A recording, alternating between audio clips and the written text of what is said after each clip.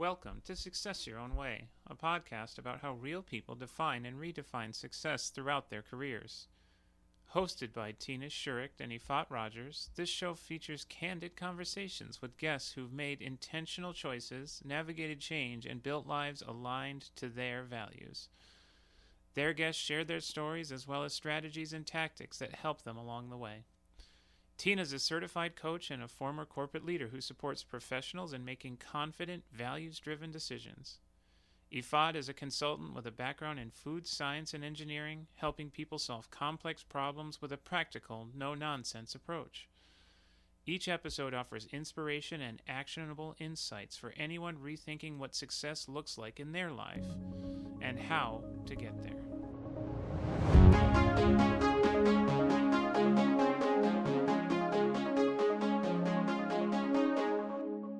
So, Tina, one of the things I really like about our podcast is that every once in a while we get to have just us episode. So it's exciting. I love the conversations that we have with the guests, but sometimes it's nice to pick each other's brains. Yes, so, I'm looking forward to it today. Yeah. So we talked about the connection between when to quit something that's objectively good. And I know you're working with a lot of clients that are probably maybe are not asking the question in that way, but they are asking the question. Yeah. So first of all, what does that question look like? What should people, not should, what can people, what language do you hear around dilemma or conflict between, like, this is good, how do I quit it? Yes.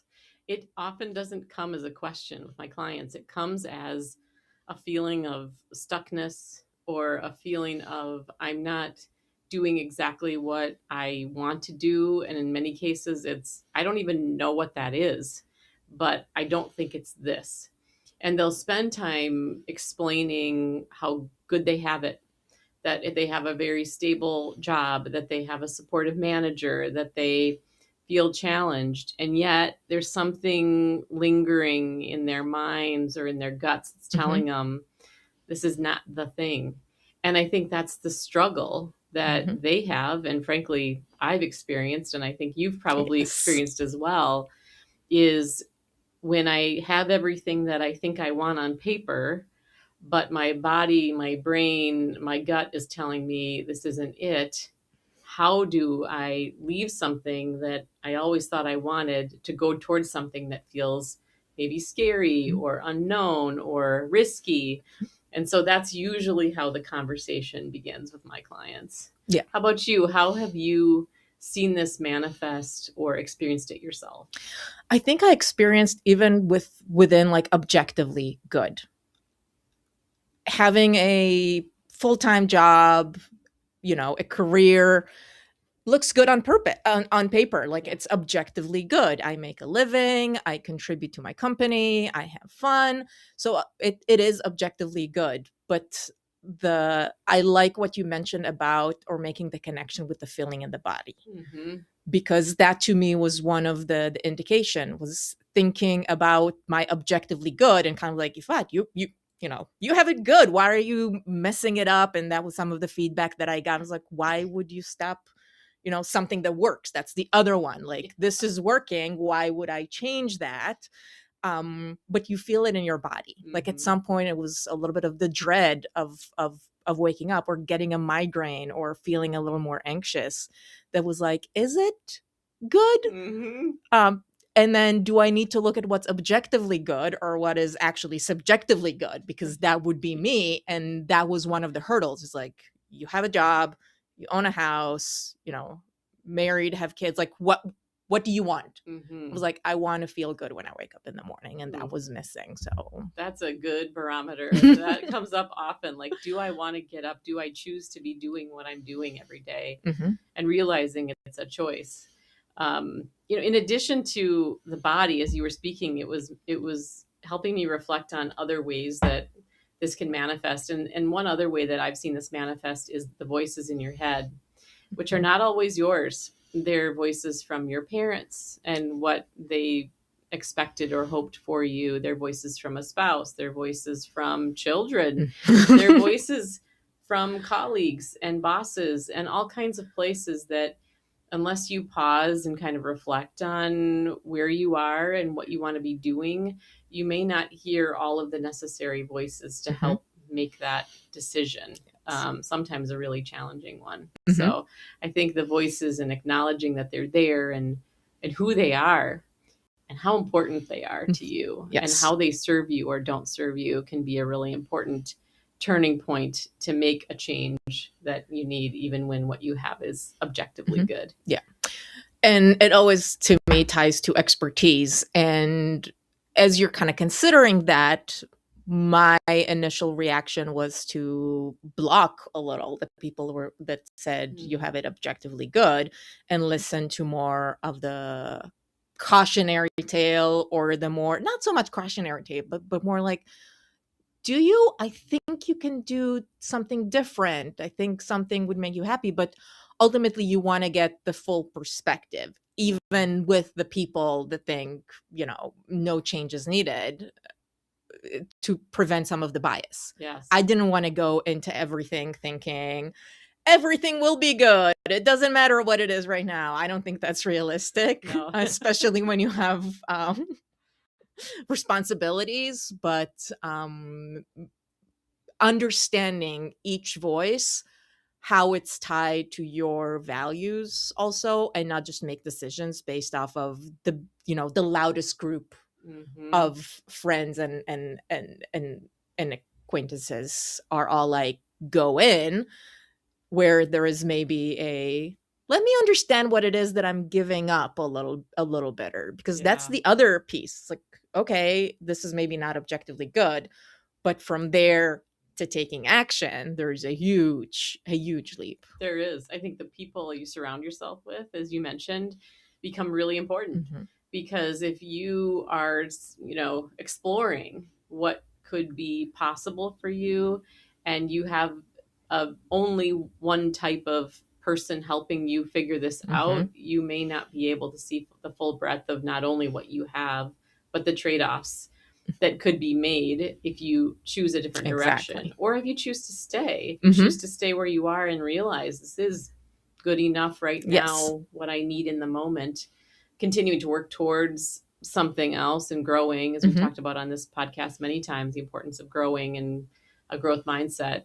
But I think if you notice that you're only hearing a single voice or a single type of voice, I'd encourage you to explore other voices that that you can take in more information and ultimately make a bigger, a decision based on broader perspective. Yeah. And then yesterday I was talking to a group of newer professionals, early career group. It was a lot of fun. And one of the questions that I had I was the panelist. I was one of the panel. Was kind of like, how do you look for the exciting job? Like, how do you know that this is the exciting job? And my response, there is no one perfect job. So even with objectively good, it's okay. Even if you don't want to make a change, it's okay to kind of celebrate more about what's objectively good about it, and then identify the things that maybe are not as good and just work on those. You don't have to make a huge life change just because you're thinking, is it objectively good? Maybe it doesn't work for me, but still finding those nuggets. I reflect on the episode with William. It was like, how do you bring some of that passion to your day-to-day work? And I think that's very powerful. I work on it really hard. The notion of like, it's all or nothing. So it's like, oh, this is not objectively good, or this is objectively good, therefore I do not need to change anything. So, it's a bit of a spectrum. There's no black or white. Yeah, I totally agree. And it's funny, you mentioned William's episode. As you were speaking just now, I was reflecting on that too, and thinking, how can we bring more of who we are to what we're currently doing, and also potentially continuing to explore what's next while you're in that objectively good space. Sometimes sticking with something that feels good enough gives you enough capacity and brain power to continue to dream about what's next or prepare for what's next. In fact, I was speaking with a client yesterday about this topic, and she was sharing how she has a pattern of wanting to do something different every 2 to 3 years.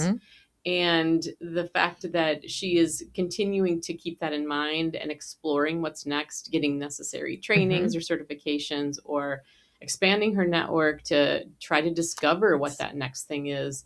When you're in a good, steady state, it's a great time to do that, because you're not, hitting something brand new that can feel really hard, or having to prove yourself in something new. That all takes additional energy.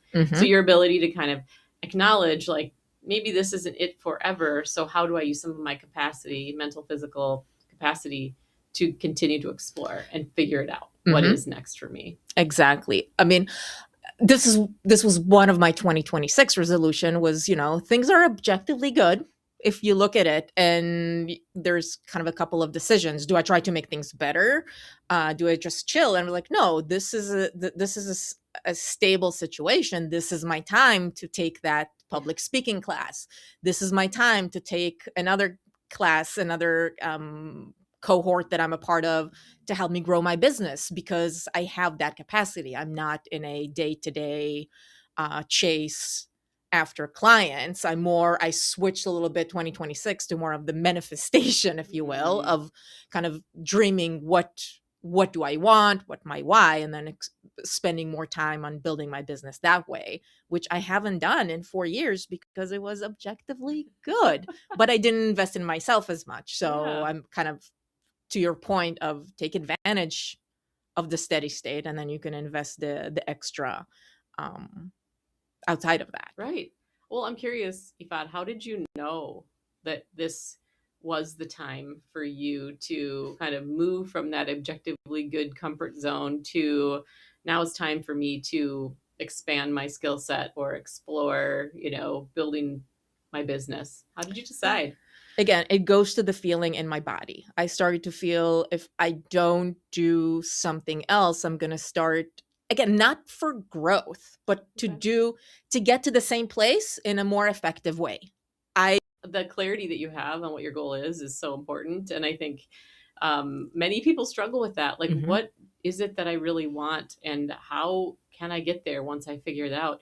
I'll spend, much of single sessions with clients just figuring out what the goal is, or even multiple sessions figuring out the big goal. Yes. And I think the clarity that you have on what it is you truly want, aligned to your values, becomes so important to be able to get unstuck and move yourself forward, in whatever direction you choose to do so. I have a similar one. I'm working towards my next level coaching certification. I'm going to double down on that in the second half of this year for similar reasons. Coaching one-to-one is awesome and amazing, but I'd love to bring in more group coaching. I'd love to bring in more opportunities to scale my impact. And so that's really what the second half of this year is going to be for me as well. Not to, increase my income x-fold, but really to just further scale what my time and the time, and my effort. Frankly. Yeah. No, so that point kind of goes exactly to there is no objectively good. It's good as you define it. Yeah, I think it's entirely true. We started this conversation with talking about kind of how clients may come to me with this idea of, it's objectively good, but it's not good enough, or it's not what I want right now or forever. And one of the key themes that comes up when this conversation starts is this kind of reflection on, is being good where I am contentment, and therefore am I losing my ambition? And I think it's such a really important question to ask yourself, because there's complacency, and then there's contentment, and then there is ambition and growth. And I wonder, do you have a point of view on how those things tie together or don't? My ambition is to be content. So what does that mean? what would get me there, what are the constraints, what's going to keep me from that, and then from there building the ambition of what it would take to get there. We tie ambition to like a lot of action that will lead to results. Yeah. I think we need to take it down a notch and really focus on what's going to make you happy, what's going to make you content, and then the ambition is to enable that. Yeah, that's an interesting connection, and one I hadn't made actually. I think I'm of the old, maybe newer in career mindset of ambition is about growth. It's about the next level, the next promotion. And we've talked kind of ad nauseum on this podcast with guests who had a similar kind of definition of success in their past, where it was really grounded in ambitious, progress in careers, more money, bigger titles, more responsibility, that sort of thing. And so I wonder if it's a career progression change, that ambition generally, there's always exceptions, of course, but generally early in career, that ambition isn't contentment. In fact, it's discomfort. It's that leapfrog to the next thing. And when I feel like, what I've noticed is when individuals ambitions outpace their actual progress, it can lead to resentment and complacency because they're not achieving what they thought they should, and they go right past contentment into frustration and quiet quitting and complacency. And there is also the ambition means, like, to me, has a little more of a connotation of go all out, where just because you can do something doesn't mean you have to. And a lot of my guilt and shame that comes with it is knowing that I can do something better and I don't. But again, in reality, just because you could do something better, it doesn't mean that you absolutely have to. Right. What is the level that needs to that you need to maintain? Or if you do need to grow, sometimes you may choose to actually reduce the size of your business. But kind of like going to severing the connection between ambition is like going all out and the sky's the limit, to ambition on its own could look different to me. Like, I could do more, and I choose not to, but instead most of the time I feel a little guilt and shame that I am not doing or performing to my top level, investing more time, or doing some of these things, but kind of like letting go. It's so important, because I think, again, with clients who have the same, these challenges hopefully resonate with our audience because they're very common. I, in fact, talked to a client the other day. He is a very high achieving individual. He mentioned the same guilt that you're feeling about, if I let other people do the work, including my boss or even my direct report, then I don't feel like I'm doing my part. Yet at the same time, there's conversations about burnout and feeling like there's too much of a heavy burden, yet struggles to let it go because of this ambition and this expectation on himself to do his absolute best in everything he possibly can, even at the sacrifice of his own health and his relationships and all of this. And so, and he's not the only one. I mean, these are things that I know I've experienced too. Back at Microsoft was coming to mind. Like, I was in my late 20s at that point, and a career was all I had. I was single, I was in a new city. I wanted to achieve. I had ambitions of being, a senior director by the time I was in my early 30s. And, I found myself really progressing and hitting milestones that I wanted to, even faster than I expected. But yet I still felt very empty, and I felt very tired, and I didn't have friendships and relationships. And ultimately it caused me to make a change. And I'm so glad I did. Yes.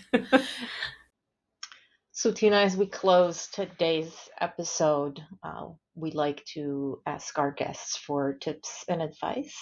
Can you share something with us? You know, one thing that I think is important, and I don't do it as consistently as I would like to, not should, would like to, is waking up every morning and just saying, I choose Mhm. this. I choose this life. I choose this job. I choose this business. I choose how to spend my time. That sense of empowerment can become very important. And I think it ties to the shoulds and the other voices. It's like what taking control and ownership over your situation and how you want to grow or live is so important because of all the noise, especially these days around us, kind of refocusing inwardly sometimes on what it is you need can be a huge game changer in terms of making decisions. Yes. Stay or change. Yeah. Yeah. Good. This is a great place to end. Thank you to our listeners. If you found this episode interesting or inspiring, please share it with a friend or a colleague. We release episodes every other Wednesday, and we also have a YouTube channel. So check it out and subscribe. Bye. Thank you for joining us on Success Your Own Way. We hope you found this episode inspiring and took away actionable insights. Please tune in for our next episode, and if you know someone who is rethinking what success looks like in their life, please share this episode with them.